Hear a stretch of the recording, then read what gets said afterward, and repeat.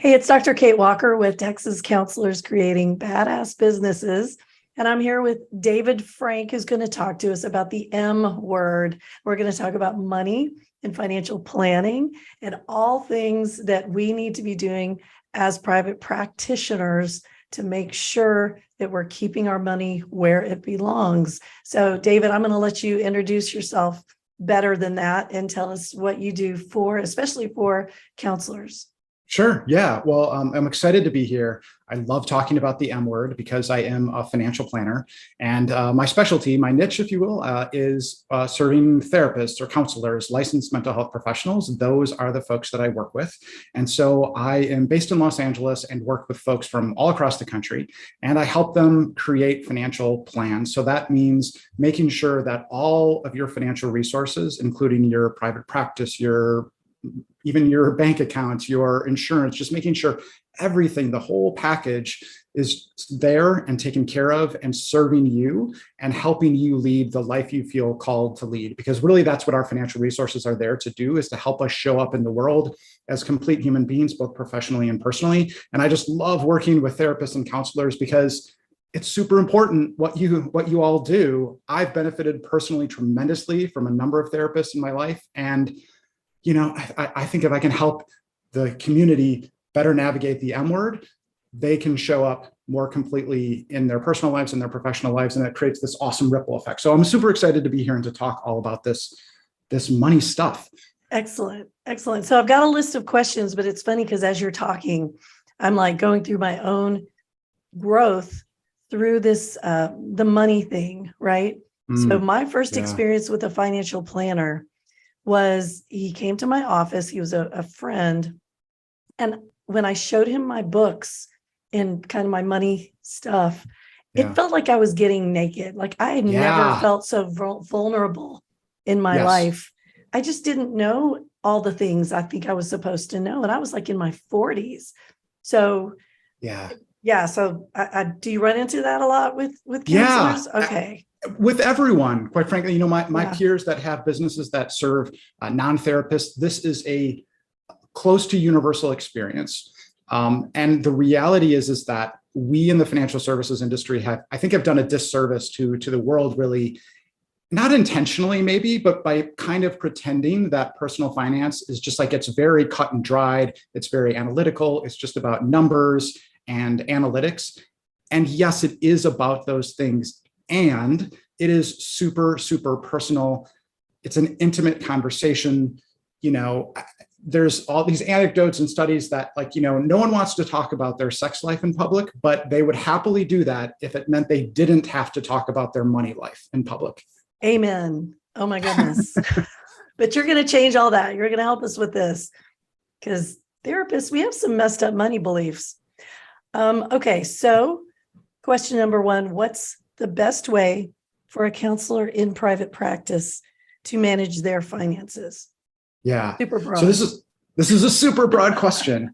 And so I think, and it's a great place to start. And what I encourage everyone that I talk to do is to, and this is general. We'll start general. We can get and talk about some specific things, but I think one of the most important things to do is just to develop a consistent practice of engaging with your money life, especially when you move into private practice and you're no longer just an employee working for someone else.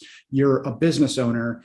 You're a small private practice owner. That means not only do you have your personal finances to manage, that anyone has those challenges, and that's challenging enough as it is in a lot of cases.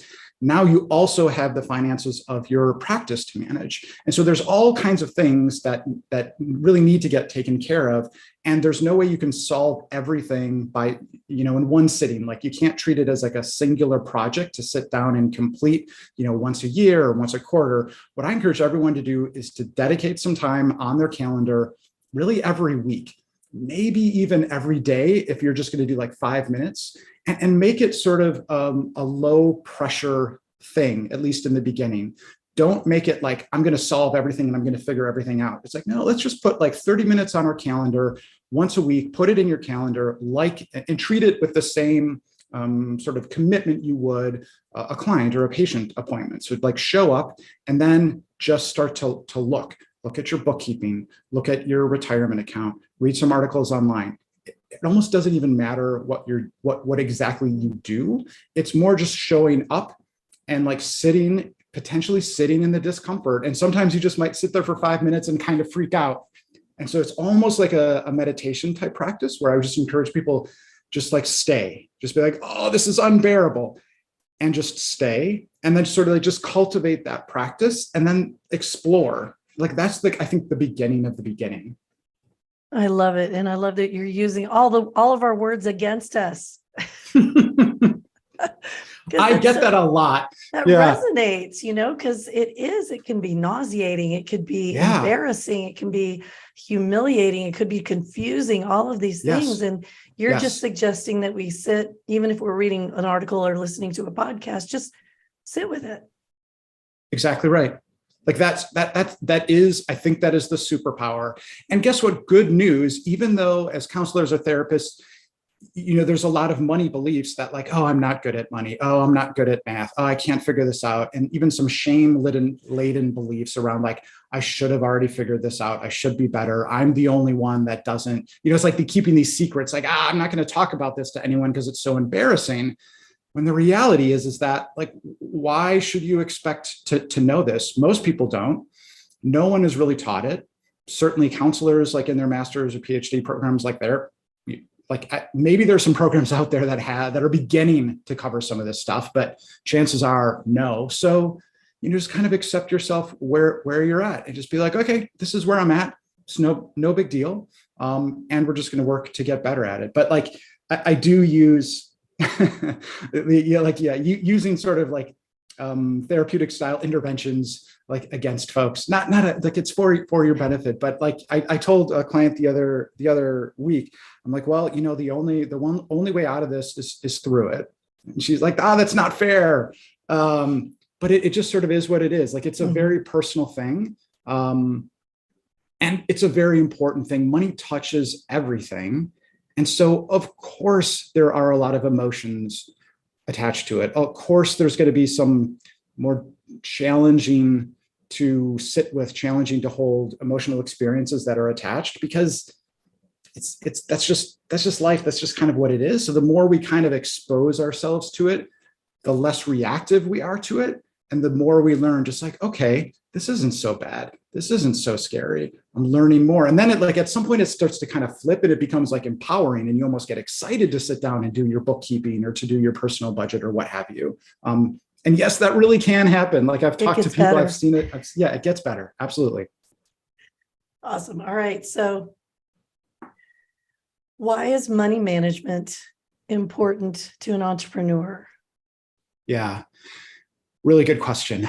As I kind of alluded to earlier, when you are an entrepreneur, you're running your own small business, or your own practice, money management becomes even more important, because when you're an employee and you're just getting a paycheck from someone else, you can count on that money coming in. You sort of know what it's going to look like. A lot of like the taxes are sort of taken care of. And then when you transition into being a solo practitioner, all of a sudden everything is kind of on your plate.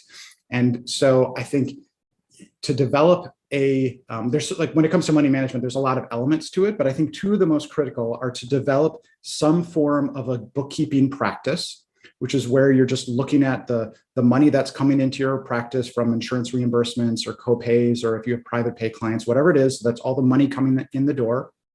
I like to call that a revenue. It's on your profit and loss statement. So it's the top line of your profit and loss statement.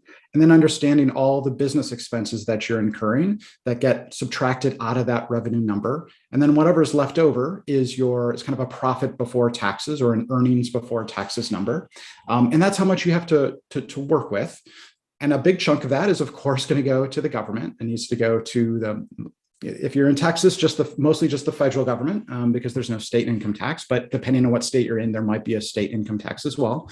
And then, the remainder is sort of what you have to work with. So that's sort of piece one is super important, is just thinking about the bookkeeping and really understanding the financials of your practice. And that probably sounds a little bit scary and overwhelming. And as we were talking about, it gets easier with time. And by the way, if you develop a consistent weekly practice of just like looking at your bookkeeping and seeing what's going on with that profit and loss statement, all of a sudden tax time becomes a whole lot less overwhelming and anxiety inducing, because you're like, oh yeah, like I've already doing everything that I need to do for tax time. Now I just need to take this package and hand it over to my CPA or sit down with TurboTax or however it is you prepare your taxes.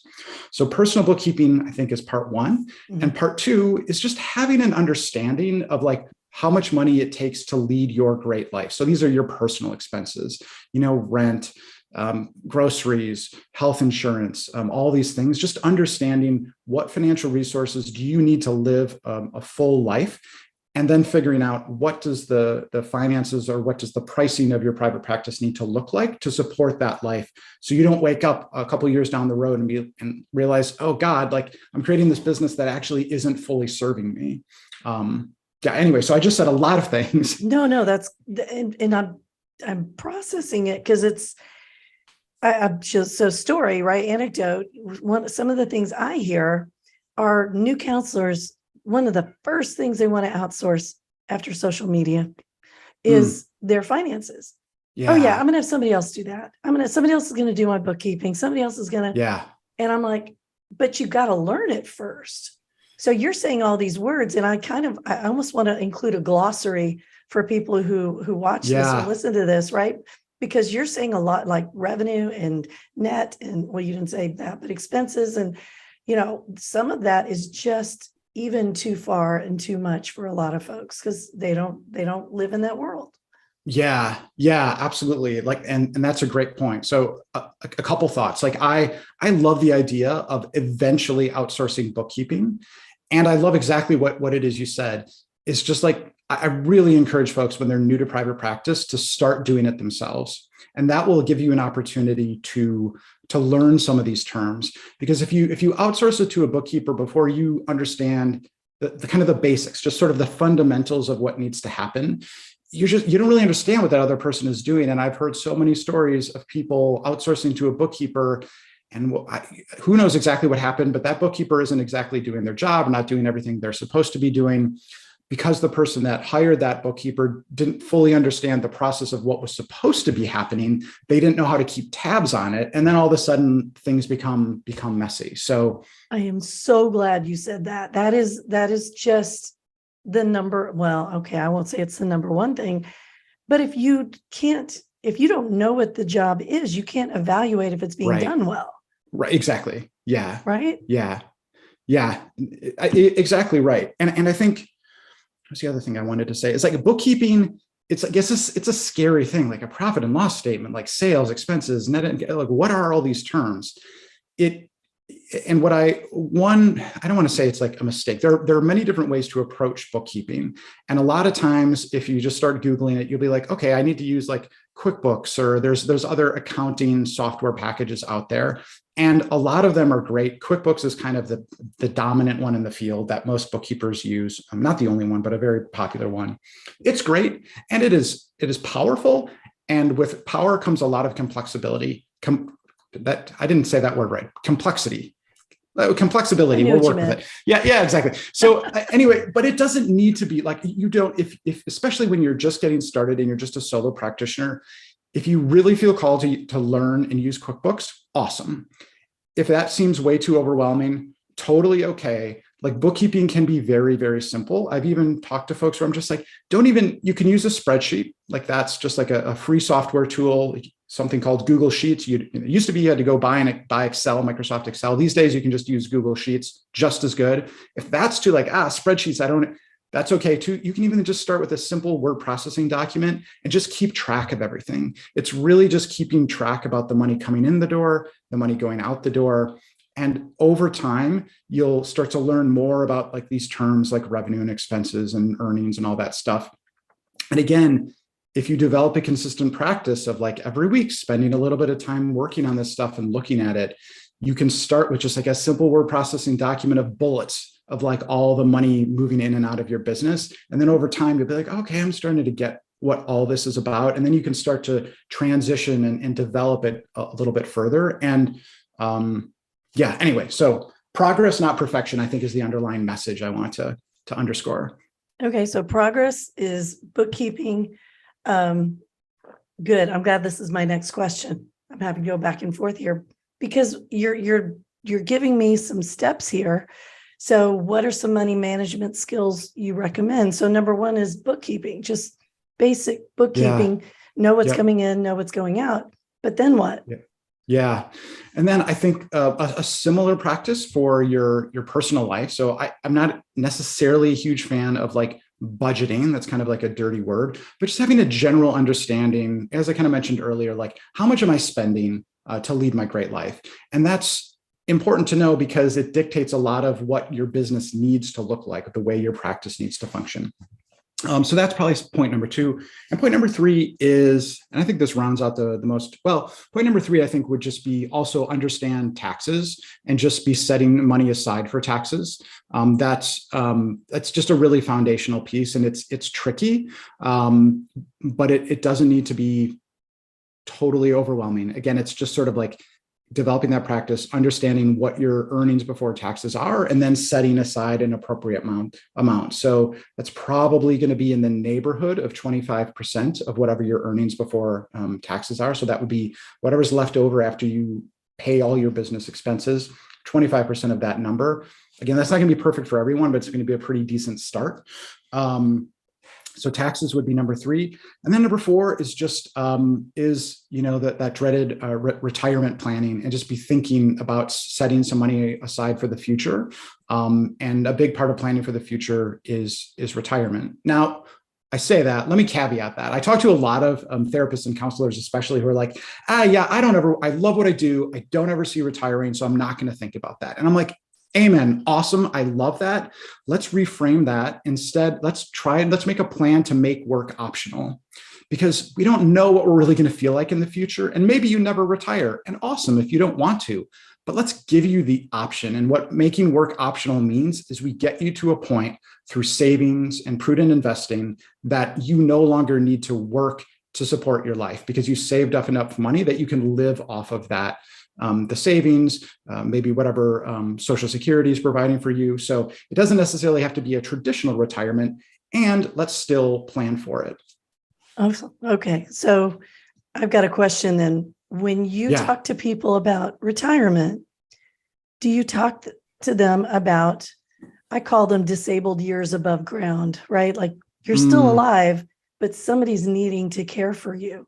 Yeah. Right. And so I know as women, especially in our 50s, if our relationship didn't work out or something like that, it's one of the fastest growing demographic, I don't know how to say that, of folks in poverty. Right. I mean, they don't have the funds to, like you said, optionally stop working. And then, gosh, you get to that space where, oh, wow, I can't take care of myself. Do you feel like counselors are a little in denial about that? Well, I think it can happen. And I think it's not specific to counselors. Like it happens to a lot of folks. And again, I think it happens because it seems so overwhelming. And it's kind of like, I think this is like a Chinese proverb or something. It's like the best time to plant a tree was 20 years ago. The second best time is today. And I think the same applies to retirement savings. It's to just meet yourself where you're at, and getting started today is better than getting started tomorrow or a couple of years from now. And there are many more options. It's not like you need to just save up millions of dollars to be secure. There are a lot of financial tools like long-term care insurance and other things that we can put in place that we can consider. But the foundation is always going to begin saving through some type of a retirement fund, whether it's an IRA, which is like the easiest way to get started, or whether you want to use like a SEP IRA or an individual 401k in your practice. There are a lot of different options, but for getting started, it's like for most people, just open a Roth IRA and just start contributing some money to it. You want to make sure that you're under the appropriate income limits, and there's some rules to follow and all that. But for most counselors, especially those just getting started in private practice, just open and throwing a couple $100 every now and again at a Roth IRA is going to be a tremendous place to begin. Awesome. Okay. And then we talked about the money. Okay. So and I can edit this because I know I usually get here where I'm just kind of like, okay. I think the question that I get asked a lot by folks who are just starting out, they don't really know what they need to live on. So living your best life. Yeah. And so they're pulling money out of their business, their profit, or they're running up their credit cards, Yep. because it's a write-off. Reminds me of that episode of Schitt's Creek. It's a write-off. Yes. Yep. I know the episode. Yeah. And so is that something you feel like you do well with counselors, is sort of educating them to this idea of, no, you really only have this much to spend, no matter how much of a wonderful life you want out there. I mean, does that make sense? Yeah. And I think it's a journey. It's confusing, when you're in business by yourself, like there's money kind of flowing all over the place. And it just gets confusing. So I think it's a journey of awareness that I work through with a lot of clients. And what I tell people is that sometimes beginning to work on your finances or developing money practices can be a little bit like starting therapy, in that we do it to feel better and put ourselves in a better position. And in the beginning, sometimes we start to feel worse because like we were sort of in, like I was telling someone the other day, like denial and avoidance are not phenomenally good tools, but they are tools. Like they do have some benefits. They work sometimes. They work. And in short term, they're like really good. Like sometimes it's just necessary. Like it's a survival tactic. So, but then when we want to like move forward and make some progress and really work on these things, well, when we move out of just denial or just like lack of clarity into greater awareness and greater clarity, well, that doesn't always feel great, because sometimes there's just some things we have to confront that are uncomfortable, and that's just sort of part of the process. You're saying that. No, that's so important, and you're really being honest with us. I mean, not that you wouldn't be, but you're being real with us because you're not sugarcoating it. I mean, if somebody sits down and they're ready to look at their finances and finally deal with them, it's just like going to therapy and learning how to deal with emotions when maybe you didn't have a childhood where you learned emotion words or things like that. If nobody ever taught you about money, it's going to be uncomfortable at first. Absolutely. And I think that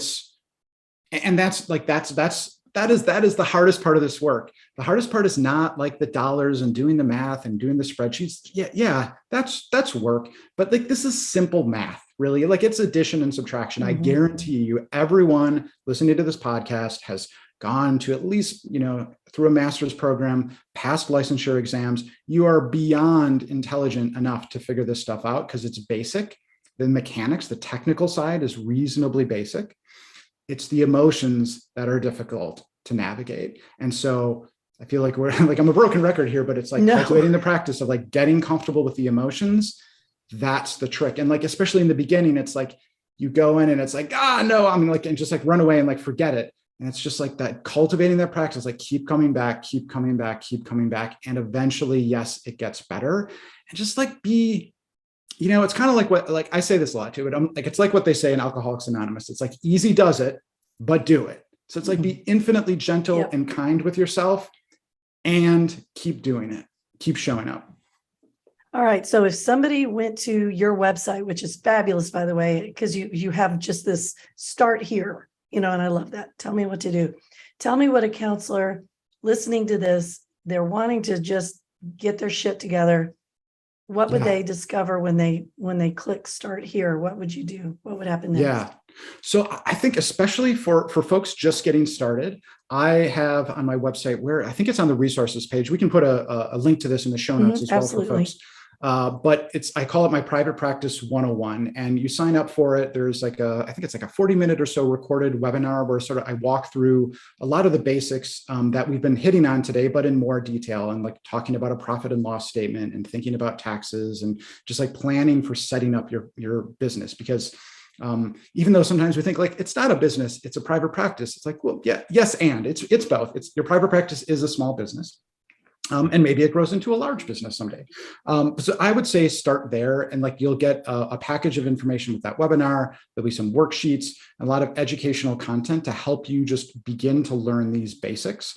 And again, one of the cool things I think about signing up for that, and then you'll get subscribed to my email newsletter, and it's not a bunch of spammy garbage. What it is like, it's like every other week or so, just like sharing a little bit more information. So it helps you cultivate a money practice, because you're like slowly getting exposed in a low stakes kind of environment. Like, oh, here's some terms. And I do my very best to explain what all these terms mean, because I think one of the biggest challenges that everyone faces when dealing with finances is that we get thrown into like 500 or 600 level courses when no one bothered to give us sort of like the 101. So I try to like give like 101 level courses, so we understand the terminology, we understand the basics, and then when we go to higher level courses where we can think about putting in place different types of retirement plans and so on and so forth, then we kind of have a common language. So that's how I would encourage folks to start. And then if you click the Start Here button, that is for working with me one-on-one. And the way I begin that is the same way most therapeutic relationships begin, which is like, let's just get together and talk about what's on your mind, see if we're a good fit. And honestly, like so many people have said, wow, like regardless of whether they end up working with me or not, they have a free 30-minute conversation, which I offer to anyone. And they're like, this is so helpful. Like I just verbalizing it, right? Like getting it out of the messy place between our two ears and out into the world. It helps us process, it helps us organize. And when there's an empathetic listener on the other end, it's just like, it helps us make progress and even decide for ourselves, like, oh, this isn't as scary and as overwhelming as I thought it was going to be. You sound perfect for us. Well, thank you. Where were you when I started out? When I started out, my accountant said, go home until you learn QuickBooks. Don't come back until you learn QuickBooks. Oh, and by the way, you owe $10,000 in taxes, which I had never set aside. And it was horrible. I think I went home and cried. So yeah. You're going to be so much better for us. And thank you. Anything, just any takeaway you want to give us before we close today? I think like the biggest takeaway is just like, just be optimistic. As I said before, like you have so much going for you, whoever you are listening to this podcast, right? Like you're highly educated, you know how to pass really difficult licensure exams and all this. You absolutely have the capability to figure this out. It just requires some time and some effort to do so. But like, reach out to me. There are other supportive resources online and out in the world. Like don't hide it and don't keep all of it to yourself. Talk about it with like trusted friends and colleagues, and like see what resources are out there. Because what you do is far too important to let a small thing like money and finances sort of sabotage you. Excellent. Thank you so much. All right, you hang around. I'm going to hit pause. And yes, everything that David talked about, we'll put in the show notes, links, all the things. So hang out and we will post that in a minute. All right. Thanks for joining me today, David.